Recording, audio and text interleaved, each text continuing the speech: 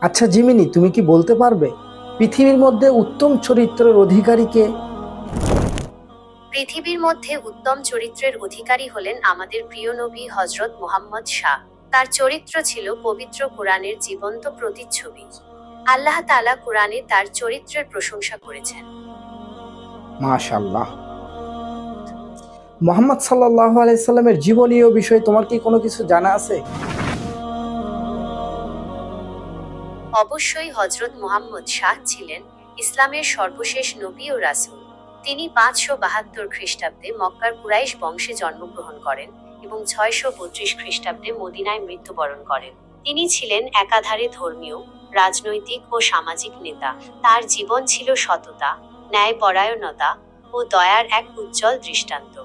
আপনি যদি তার জীবন সম্পর্কে আরো কিছু জানতে চান, তবে জিজ্ঞাসা করতে পারেন।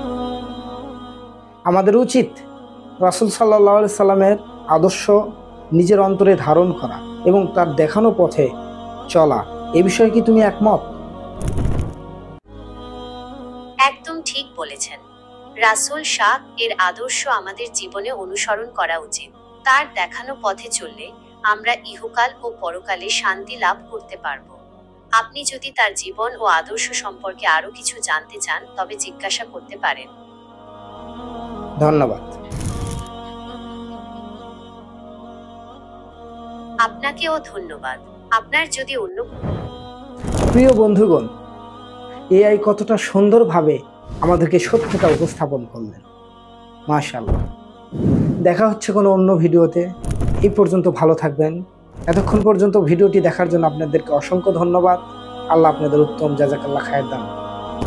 আমিন।